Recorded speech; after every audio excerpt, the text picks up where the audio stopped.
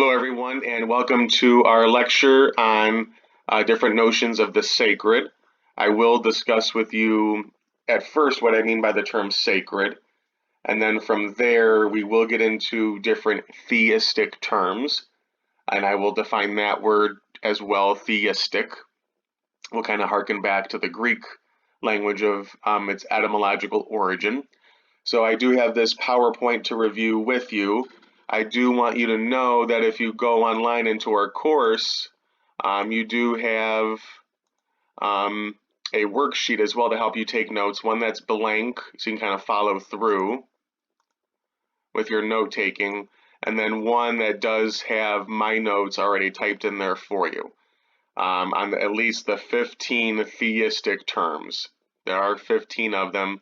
That's a lot, so I figured I'd have you take the opportunity to take notes yourself, and then here's some specific notes that I have as well. So we can kind of bounce back and forth between the PowerPoint and these notes, but you have access to everything. I'm not hiding anything from you, if you will. But so notions of the sacred in religion. The sacred is the ultimate expression of holiness.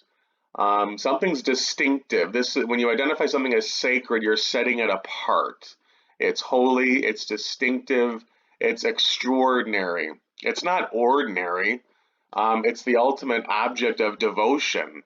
It's the purpose of that religion, is what's identified as sacred. Sacred is the opposite of profane. I know you think of profanity when you hear the word profane, which is fine, but profane comes from the Latin profanum. Pro is in front of, outside of. Fanum is temple. So to protect the sacredness of the temple, of the religious temple, obviously you didn't want to defile it or desecrate it. You didn't do certain actions or activities, mundane, regular, ordinary activities in or near the temple. The temple is a holy place, a sacred place, and it should be respected and revered. And so you did mundane, regular activities outside of or in front of the temple. So the gossiping, the mundane chatting, today updating social media, you're not going to do that within the sacred walls of a church or a synagogue, the house of worship in Judaism, or a mosque, a masjid, the house of worship in Islam, or a temple, a mandir in Hinduism, a stupa, or a temple in Buddhism. You're not going to do those regular human, ordinary, secular activities in a temple. So that's where we get the word profane. Thus, technically, from a religious perspective, is the opposite of sacred. Religions identify beings as sacred. So God, a deity, a supernatural being, angels, prophets, main intermediaries between humans and the divine. So maybe like the Virgin Mary or Jesus or Muhammad, the Buddha, Adam, Noah, Moses, Abraham, main prophetic figures, prophets, messengers sent by God, a guru, a rishi, a holy person. Supernatural beings are sacred in a certain sense. There are sacred objects, sacred symbols, sacred rituals or rites or sacraments, sacred places, spaces, cities, sacred houses of worship, sacred texts or scriptures with divine revelation, sacred words or prayers or mantras, repeated sounds, syllables, words, or phrases, a mantra. Sacred times of the year, days of the week, sacred holy days, holidays, sacred periods of time, a sacred month, if you will. So there's a lot of things that are identified as sacred, set apart in religion. God is an ultimate expression of sacredness in Western religions, like we discussed. And I quote Psalm 63 here. The book of Psalms is a holy book for Jews and Christians, but also Muslims in a certain sense too. O God, you are my God. I shall seek you earnestly. My soul thirsts for you. My flesh yearns for you. and a dry and weary land where there is no water. Thus I have beheld you in the sanctuary to see your power and your glory. Because your loving kindness is better than my life, my lips will praise you. And I just don't want this to be a Western religion discussion, so here are some examples about God being the ultimate, highest, deepest expression of sacredness. Here from the Bhagavad Gita, which is one of several sacred texts in Hinduism. Thou Brahman, thou God, art the imperishable, the supreme object of knowledge. Thou art the ultimate resting place of this universe. Thou art the immortal guardian of the eternal right. Thou art the everlasting spirit, without beginning, middle, or end, of infinite power, of infinite arms, whose eyes are the moon and sun. I see thee, whose face is flaming fire, burning this whole universe with thy radiance. For this region between heaven and earth is pervaded by thee alone, in all the directions. Seeing this, thy wondrous, terrible form, the triple world of earth, heaven, and sky trembles, O exalted one. So the Bhagavad Gita, probably written somewhere around 500 to 200 BC, statements on God, the Brahman. And then in Buddhism, which, as we'll see, doesn't necessarily focus on a divine being, the notion of a creator God, but there is this afterlife scenario, this goal of human existence to attain, called nirvana. So there's this monk that's discussing nirvana with a king. King Melinda said, I will grant you, Nagasena, that nirvana is absolute ease, and that nevertheless, one cannot point to its form or shape, its duration or size, either by similar explanation, by reason, or by argument. But is there perhaps some quality of nirvana which it shares with other things, and which lends itself to metaphorical explanation? Its form, O king, cannot be elucidated by similes, but its qualities can. As the lotus is unstained by water, so is nirvana unstained by all the defilements. As cool water allays feverish heat, so also nirvana is cool and allays the fever of all the passions. As medicine protects from the torments of poison, so nirvana protects from the torments of the poisonous passions. Nirvana and medicine both give security. As a mountain peak is unshakable, so is nirvana. So nirvana is the goal of human existence, the afterlife scenario, which cools and allays all the burning passions that we have that emanate from the false notion of a permanent ego. And these desires that we have, some of which we'll attain, we'll acquire them, but they don't. Well, even when we fulfill those and satiate, satisfy, and gratify those desires, they don't bring everlasting happiness, perpetual, unending bliss. So that happiness from attaining a egotistical desire is actually kind of gilded pain, a polished up rock with a superficial coat of glimmering, glittering gold paint. That happiness gives way, it fades, it dissipates into dissatisfaction of an unfulfilling life. And so we search out another distraction and another distraction and another ego-based desire. And obviously we don't even fulfill all of our ego-based desires either. So nirvana is what cools that, to see the bigger picture, the more purpose-driven life, if you will. There are 4 points about sacred reality I do want to discuss with you, a slide for each. So first, the sacred. When you identify something as sacred, you are making it distinctive and different than non-sacred, profane things. So the sacred in some religions is known to be transcendent, having the ability to exist beyond. And here you have from the book of Isaiah about God. For my thoughts are not your thoughts, neither are your ways my ways, declares the Lord. For as the heavens are higher than the earth, so are my ways higher than your ways, and my thoughts than your thoughts. So this transcendent feature to the divine. We also see that in the Quran, the sacred text of Islam. Say, He is Allah, God, in Arabic, the One. Allah, the eternally besought of all. He begot not, nor was begotten, and there is none comparable to Him. So He is not created.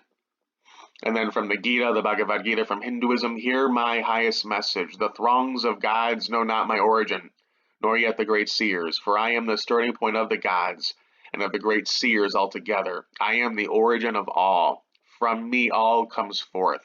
I am the soul that abides in the heart of all beings. I am the beginning and the middle of all beings, and the very end too. So all these different depictions, various qualities of gods and goddesses in Hinduism, of which there are many, all flow from the Brahman. All flow from the Brahman, the highest expression of sacredness. The sacred can also be immanent, though, existing in this world, operating in this world as well too. We see that in the notion, the Japanese religion of Shinto, with kami or spirits who have this force or energy, and then you have the ultimate expression, the highest sun god, sun goddess, in Shinto, whose actual descendants became the emperors of Japan. So the emperors flow, they descend from this highest sun goddess. And that's why they have the capacity, the legitimacy to rule as emperors. So there's a dynastic rule that flows directly from divine origin. In Christianity, you have a clear eminence of the divine, with Christians claiming, teaching that God became incarnate in the body, in the flesh, incarnate, in the flesh, incarnate, took on full human form in God's Son, Jesus Christ, on earth. So here you have the prologue or opening to John's Gospel. In the beginning was the Word, and the Word was with God, and the Word was God. He was in the beginning with God. All things came into being through him, and apart from him nothing came into being that has come into being. In him was life, and the life was the light of men. And the Word of God became flesh, and dwelt among us, and we beheld his glory. No man has seen God at any time. The only begotten God, who is in the womb of the Father, he has explained him. And in Judaism, there is this notion of an immanence of the divine as well too, with Torah, the Shekinah, the presence, the glory of God is dwelt within them, is in them, is with them, immanent in them. When you're reading the Torah, Torah is the first 5 books of the Jewish sacred text, but also the Christian sacred text too: Genesis, Exodus, Leviticus, Numbers, and Deuteronomy. And then in the Quran in Islam, you definitely have the teaching of the eminence of God too. We verily created man, and we know that his soul whispereth to him, and we are nearer to him than his own jugular vein. That's how close God is. That's how close Allah is to humans. Allah is closer to us than our own jugular vein. I know that's plural. That's just the majestic or royal plural. When a ruling monarch, a ruling monarch never refers to themselves in a plural, in a singular pronoun usage. They always use plural pronouns, and you see the same thing here. So God using a plural pronoun is just referring to God and God's angelic heavenly court of angels and beings that God controls, and God's administrative heavenly court. So the sacred is distinctive, but then the sacred also is beyond human control. Clearly, humans cannot control God. God goes and does where and what God wants to do. The sacred is not subject to the will or desires of human beings. So here in Judaism, you have this Ark of the Covenant. Ark is just a rather fancy formal word for a vessel, a holding box. The covenant is the covenant that God established with Moses, called the 10 Commandments.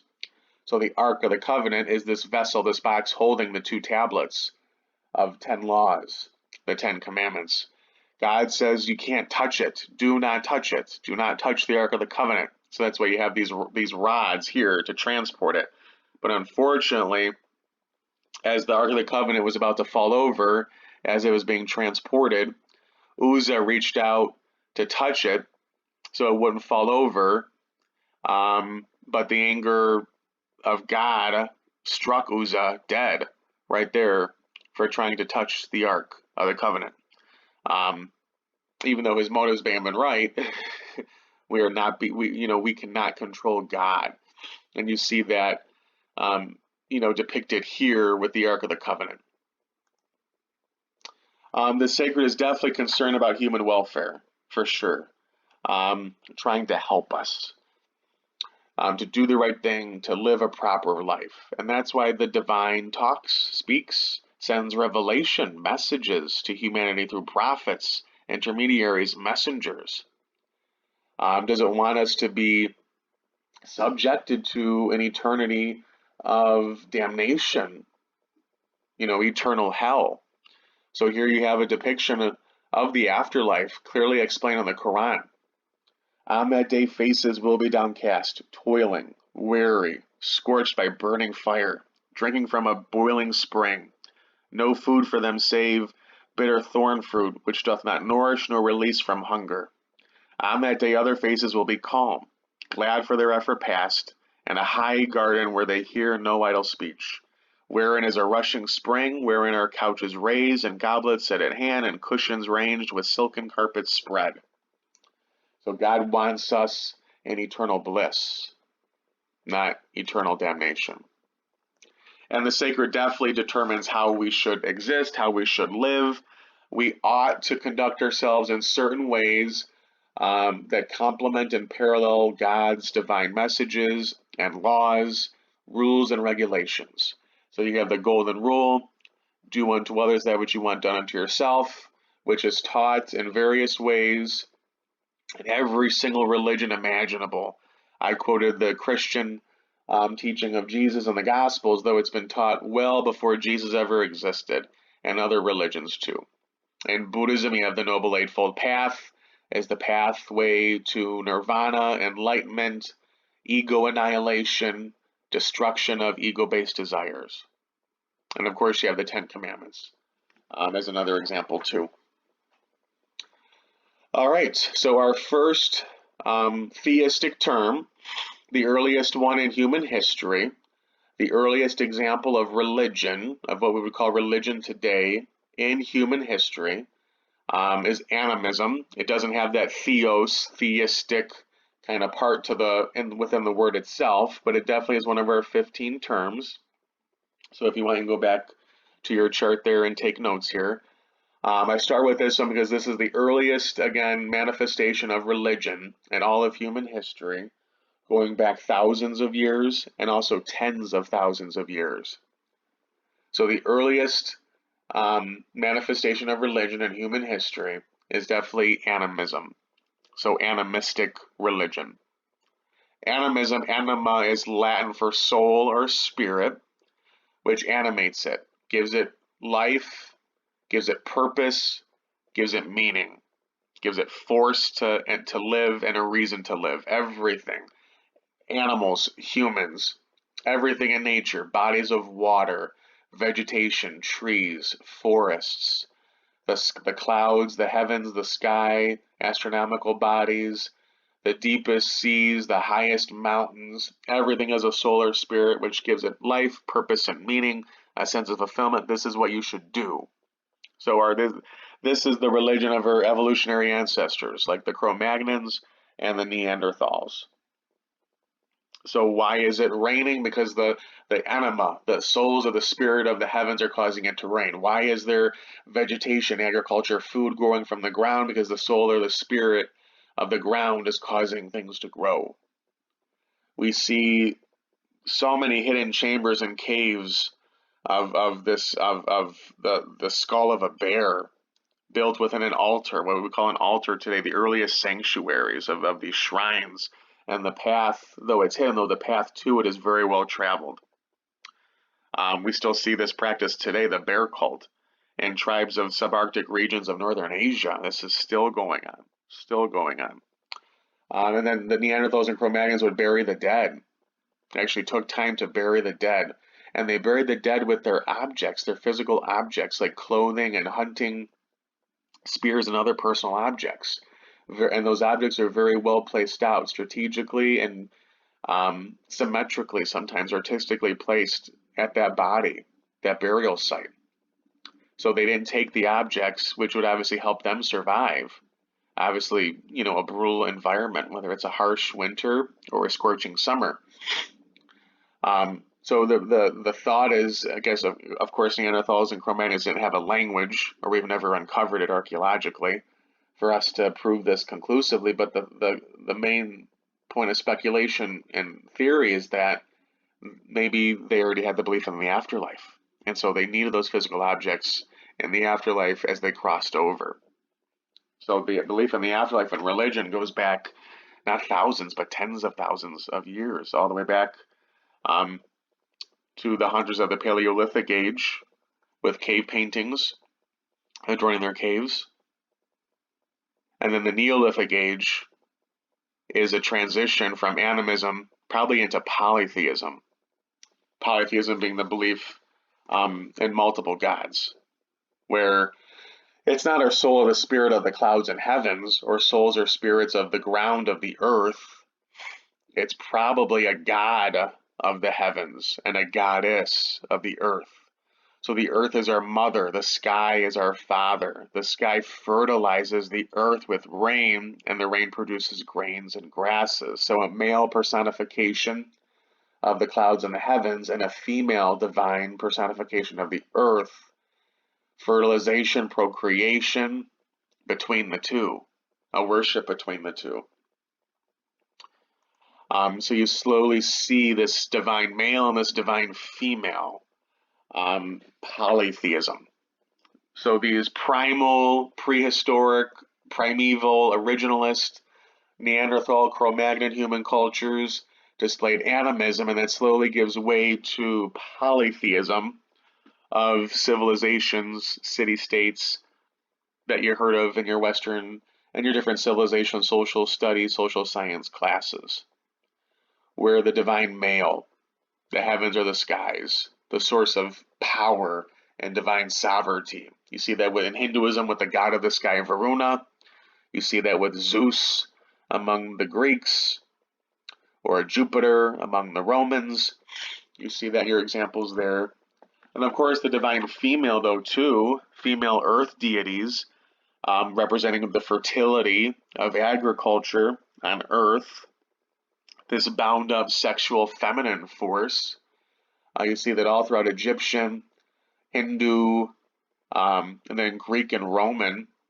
Maybe that carries over into the Virgin Mary, into Western religions. And then the axial age comes along, and historians kind of differ, and debate over the exact years of the axial age. But just as a wheel or tire spins and turns and pivots and goes into a different direction on its axis, that's how a wheel or tire spins and turns and moves in a different direction. Society and cultures were spinning and turning and moving in different directions too during this time period, maybe like the 800 BC to 200 AD, somewhere along those years. So around, for thousands of years, culture displayed religion that was animistic and then slowly became polytheistic. And then the axial age comes along with, various gods and goddesses given dominions of power over different aspects of nature or different departments of life. But then this slowly gives way to it changes. Things start to change into other viewpoints, whether it's monotheism, the belief in one God in ancient Palestine, which we'll talk about, or it's a dualism, separating between two forces, reducing everything to two forces, like we see in Persia, the Persian Empire. Mostly Iran was Zoroastrianism, so we'll discuss dualism. Or it's an Eastern type of dualism, like we see with Confucianism. And then here the teaching of Buddhism with non-theism, so we'll get to that. The Upanishads is a sacred text written during this time of the Axial Age, which is challenging earlier sacred texts with new focuses. The Upanishads challenging the Vedas. Plato, Aristotle, and Greco-Roman philosophy are a great example of the Axial Age as well too. And then just moving away from idol worship, like the Hebrews, the Jews, or even Greek philosophers starting to challenge earlier Greek concepts, where really it sounds like we're turning God into man, or into humans, or the conception of God is largely based on just what humans know and think. So are we projecting the best of humans onto this notion of God? Dualism, there's an Eastern variation of dualism like we see in Confucianism depicted on this slide, and a Western understanding of dualism as we see on this slide from Zoroastrianism. But to start, we'll do dualism. Basically, dualism, everything in the world itself, is constituted by two co-equal sacred powers. These co-equal sacred powers are either balanced polar forces. You need both. They're complementary. You need the good and the bad. You need the dark and the light, the negative and the positive, the odd and the even. Creation and destruction, you need both opposite forces to achieve balance and harmony because they're complementary. And this is what we have in the Eastern sense with the yin and yang dualism of China. Or they're locked, they're opposite and opposed. They're in an eternal conflict with each other, like you see good versus evil in Western religions. But here with the yin and yang dualism of China, you see examples of the yang, the light, and you see examples of the yin, the dark. You need both as a balance. What is light? Light is the absence of darkness. What is darkness? Darkness is the absence of light. What is heat? Heat is the absence of cold. What is cold? Cold is the absence of heat. And so you see the yin and yang symbol here. Even in the light, there's a little bit of dark. Even in the dark, there's a little bit of light. Now imagine this spinning. Imagine this revolving. Oops. Imagine this revolving and rotating. The dark spills into the light spills into the dark. You need both. They're phases.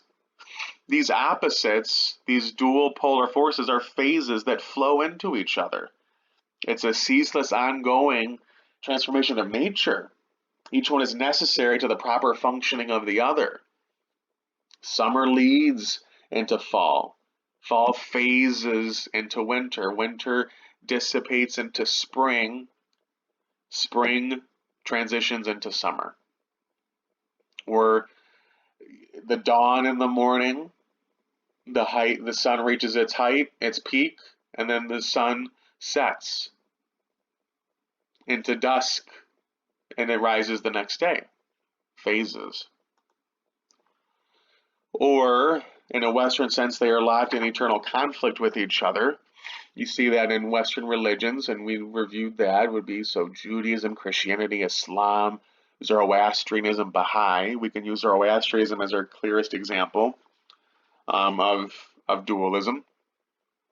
Zoroastrianism and a religion founded by Zoroaster, Zarathustra, same person, just different name flowing in English from different languages of origin. But somewhere around 1200 to 1000 BC, he taught that there is a God of goodness, of creation, of light, and a God of evil and destruction, despair, and darkness, twins.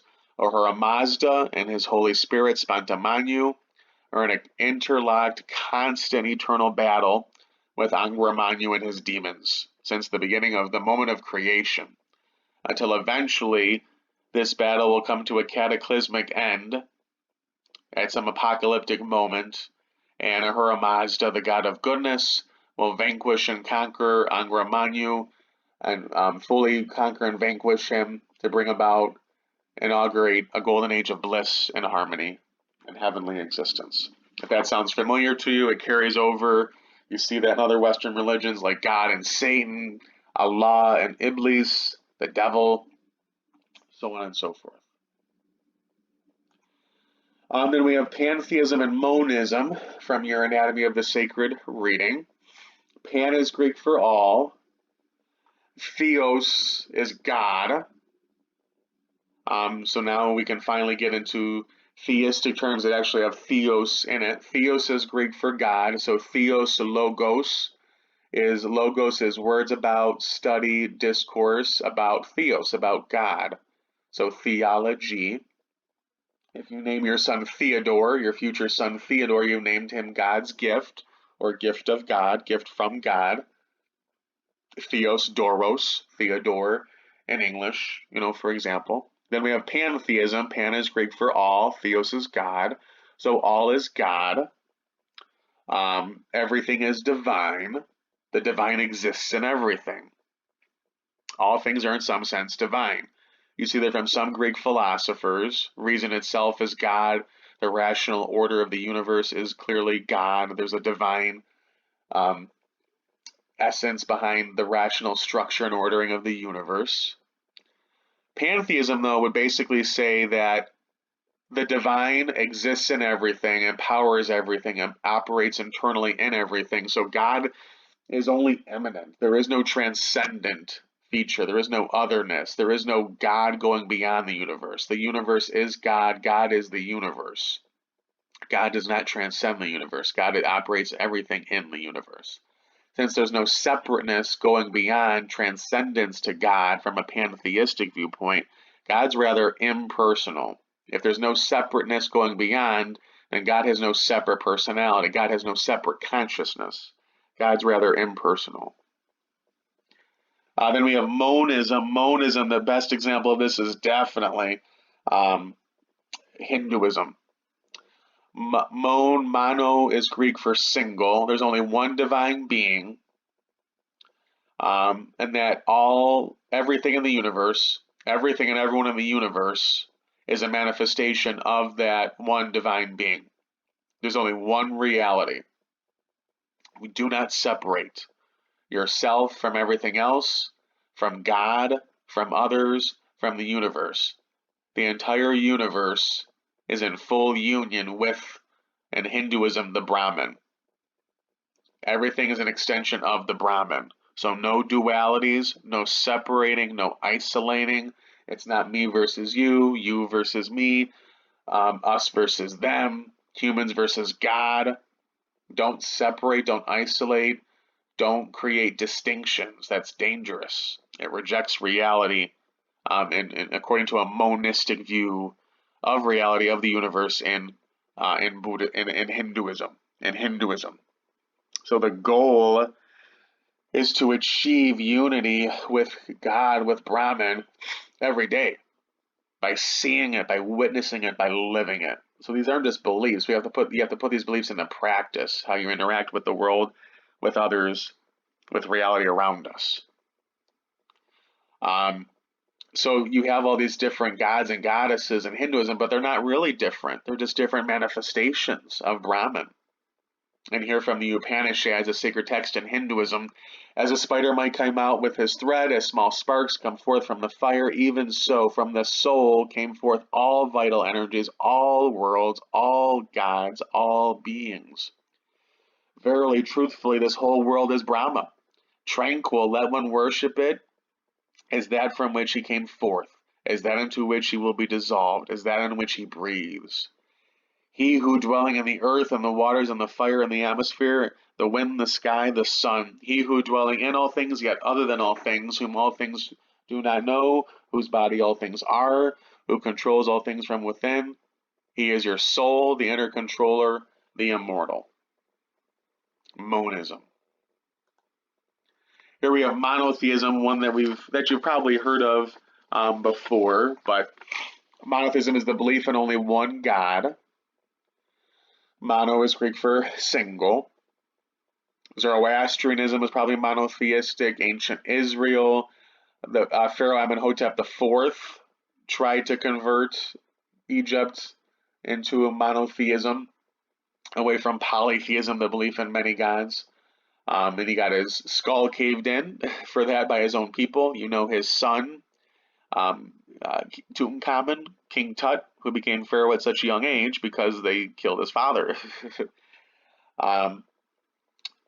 Early Israelites, the early Hebrews, the early Jews, I'm saying the same thing, were probably henotheistic at first. Henotheistic is you accept that there are multiple gods, many gods, several, more than one, but you reserve worship and allegiance to only one God. So henotheism is polytheistic in belief, but monotheistic in practice and worship. So the earliest monotheists were probably the Jews in human history, but they were probably also one of the earliest henotheists. How do you go from polytheism, the belief in many, to monotheism, the belief in one? Those are radically opposed to each other. Henotheism probably explains that gradual transition, that slow evolution and change from polytheism, the belief in many gods, to monotheism, belief in one. Maybe henotheism, belief in many but worship of only one, helps explain that transition. And then Jews eventually became strict monotheists. I am who I am.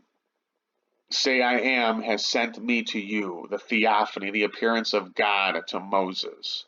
To Moses, one God. Monotheism has two basic types, Unitarianism and Trinitarianism. Unitarianism is a strict, absolutist monotheism. It's monotheism, the belief in one God, but this God is an absolute, single, indivisible unity. God is one. There is one God, so God is one.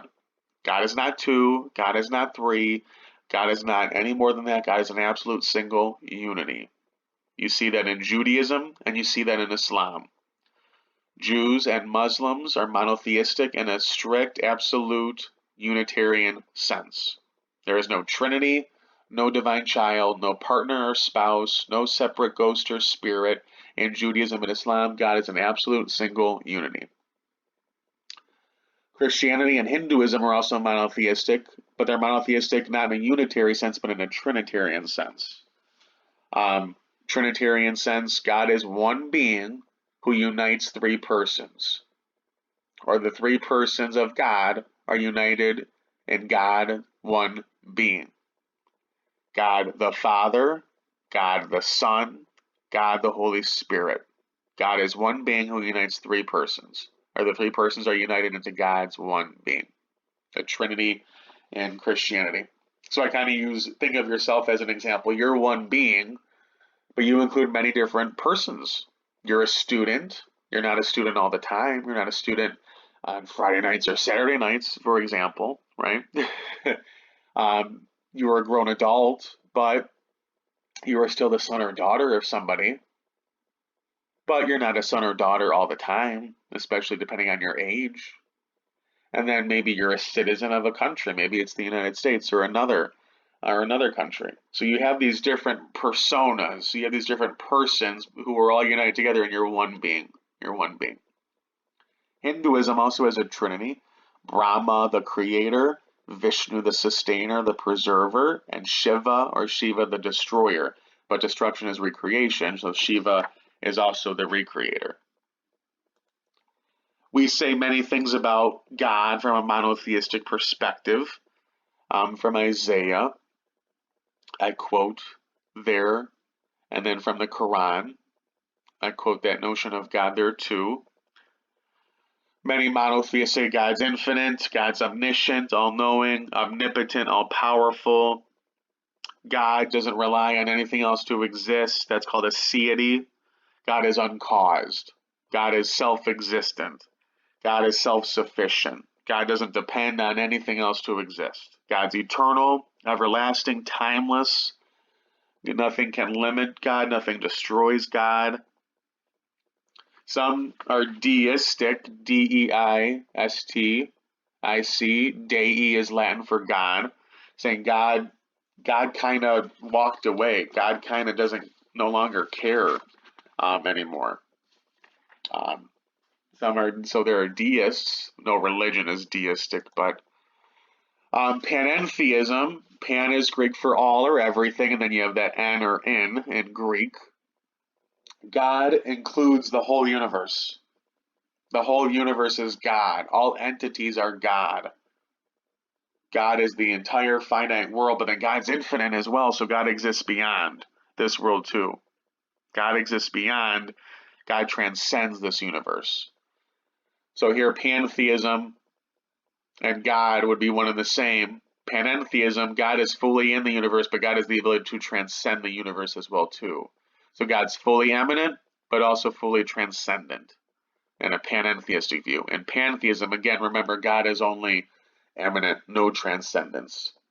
Polytheism is the belief in many gods. Monotheism is the belief in one God. And then agnosticism and atheism. Agnosticism from the Greek, A is alpha, obviously a letter of the alphabet, but also a prefix for no or not. Atheism, A negates. No or not as a prefix. Gnostic, gnosis, is knowledge from Greek, like diagnosis or prognosis. So agnostic, agnosis, means to not know, to not have knowledge, not know. You cannot know whether or not God exists. You just don't know. You're unknowing, you're unsure, you're uncertain. You don't know either way. There's no proof of God's existence, so you shouldn't believe in God without sufficient evidence, according to major agnostic philosophers. But there's nothing to disprove. It's hard to prove a negative. So there's nothing that disproves conclusively God's existence, so you shouldn't, automatically reject. Atheism or atheos, A is no or not, theos is God, so no God in Greek. It rejects, denies God's existence. It's opposed to theism. Theism is you do believe in God. A theist.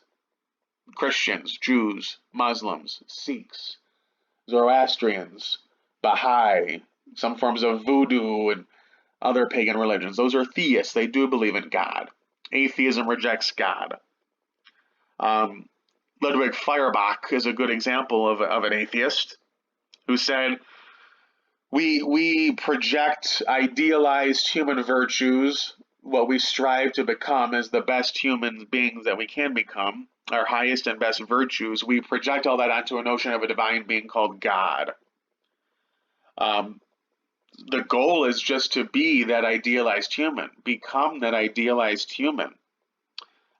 You don't need to come up with an illusory God, the illusion of a God.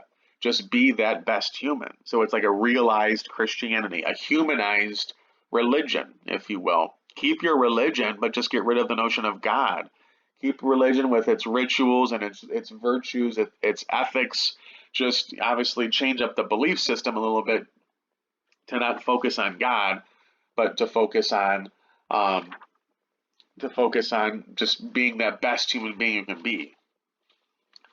That's the PowerPoint. If we take a look at the chart, I divided these 15 theistic terms into 4 different groups. Does God exist? There's 4 different responses to that. The focus on one God, monotheism, its 2 basic types, and then monism and deism. A focus on several divine beings, like polytheism, dualism, animism, and henotheism. And then God's connection to the universe, pantheism versus panentheism. So you have all these theistic terms broken down for you with definitions and examples. I do want to discuss non-theism with you real quick. I didn't have that in the PowerPoint. It's a different type of one for sure. But so the question is, does God exist? There are 4 classic answers to that question. Yes, God exists. Yes. That's called theism. So one who believes in God is called a theist. Yes. Many religions, Christianity, Islam, Judaism, Hinduism, so on and so forth. Atheism, no. No. God does not exist. Rejects or denies God's existence. Zen Buddhism would actually be an example. Zen Buddhism. So there's one form of Buddhism. Buddhism is like other religions. It is broken down into multiple groups, denominations, branches. Zen Buddhism is pretty clear in its rejection of a God, a creator God. So there is an atheistic religion. Let me skip non-theism for a second. Agnosticism, like we discussed, is unsure. Unsure, maybe. I don't know. I'm not knowing. There are no organized religions that are agnostic. That wouldn't make sense to be an agnostic organized religion. There's philosophers that are agnostic, human beings are agnostic, or they're agnostic at different moments in life, but no agnostic organized institutional hierarchical religion. Non-theism is a different response. Non-theism says it doesn't matter. Apathetic. Let's focus elsewhere. So does God exist? The non-theist would be like, God's existence doesn't matter. So they're unconcerned, apathetic. It simply doesn't matter. No position is taken. They don't say yes, but they don't say no. So they're not an atheist. An atheist says no. Does God exist? No. That's atheism. Does God exist? Yes, that's theism. Does God exist? Non-theism? I'm not saying yes. I'm not saying no. I'm not taking a position. I'm not affirming, supporting. I'm not rejecting or denying. Let's focus on something else instead. Buddhism, Buddhism, Buddhism, Buddhism. Most forms of Buddhism. Most forms of Buddhism. So Mahayana, Theravada, Vajrayana, Pure Land, Jodo, Tendai, Nichiren, Tibetan, Tantric. Most forms of Buddhism are going to be non-theistic. Zen Buddhism, like we said, is atheistic, though.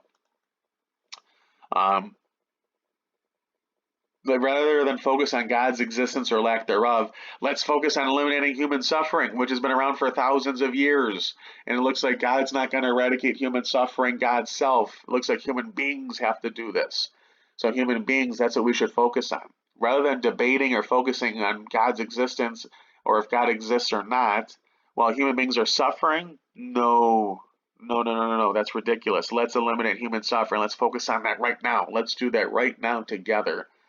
Get rid of human suffering. That's the focus of all the teachings of the Buddha. That's the focus of Buddhism. So it's a different response, those 4 different responses. All right, a lot of notes for this section. Please let me know if you have questions, everyone. Take care.